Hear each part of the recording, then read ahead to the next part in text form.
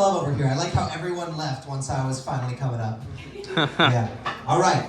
I'm going to ask a crazy question, and I need everyone to be honest. Who here has ever accidentally punched their mom in the face before? Show of hands. Raise your hand. Accidentally? Anyone? Not accidentally. Anyone? Not accidentally. Anyone? Yes, guys, it's me. So I have, whenever I tell this story on stage, because it is a true story, I have to preface it with the word accidentally, because that is integral to the story. I've told this joke before without saying accidentally, and crowds have a tendency to turn on me then. What, you don't ever punch your mom sometimes? No, so it was an accident. He liked that. So here's the story of how it happened. So when I was 13 or so, my family and I, we all went down to Branson, because you know, that's like poor people's Florida, and we grew up poor. Yeah, if you've been to Branson, you're aware of that. So it was me, my mom, my sister, and my grandma, and we stayed in this little log cabin. And in this log cabin, there were only 2 beds. So my mom, my sister, and I, we all got 1 bed, and then my grandma got a bed all to herself, which was pretty selfish on my grandma's part. Like, what, you don't want to snuggle with me?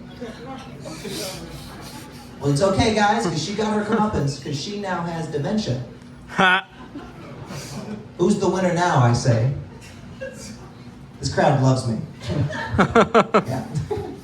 So that night, in this cramped bed with my mom and my sister, I had a dream that this punk-ass kid was making fun of my sister for having special needs, which she does in real life.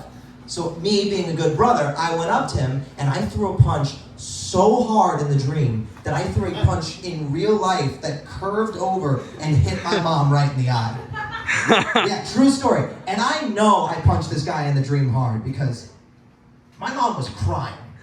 Yeah. And the best part, if you're not already liking this already, the best part was that since it was the middle of the night and I wasn't exactly awake, when she woke me up crying, she was like, oh, why did you do that? I go, what? She goes, you hit me in the face. I go, oh, I'm sorry. Just went back to bed. Just leaving her there writhing in pain. Do you know how awkward that was the next morning at breakfast? She was making eggs. She's like, what the fuck was that? All right. I will tell that joke again. I've learned nothing today. I have a lot of liberal friends.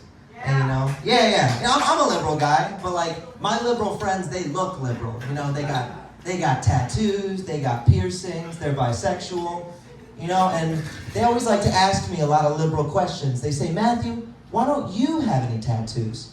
Matthew, why don't you have any piercings? Matthew, why are you so racist? Like, back off,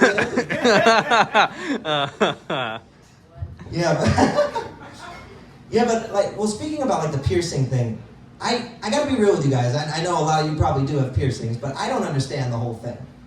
Like, really think about that. That is the only time you can stab yourself in the body and people go, ooh.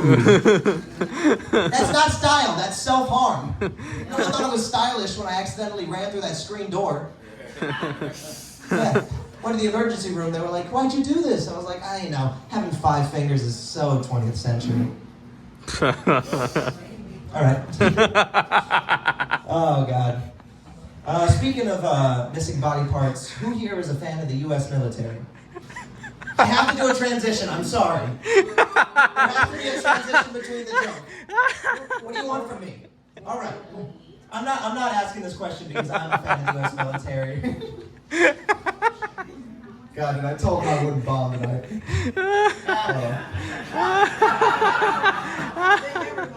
Never make promises. We will make our way. Well, I'm not trying to make a stance on the military or not. The truth is, you know, I can't really make a stance because at the end of the day, I've done no research. I have not educated myself, and it's going to stay that way. It's like when people ask me about the Israel-Palestine conflict. I'm like, what's that, a band? You know?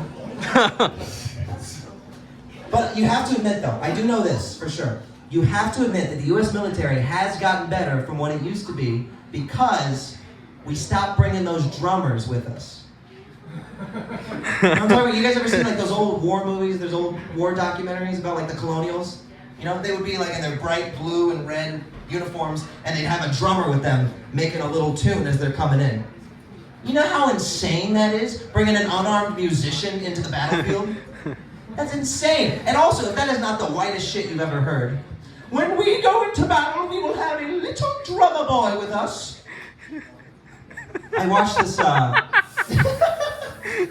It's funny, but no one's laughing. I watched this Daniel Boone documentary, and in it they go into like the woods to try to take some Native American land. And I think there was an etiquette back then about, you know, don't shoot the drummer, you know, he's unarmed. The Native Americans shot the drummer. I think they were probably like, does that guy have a fucking drum? You know?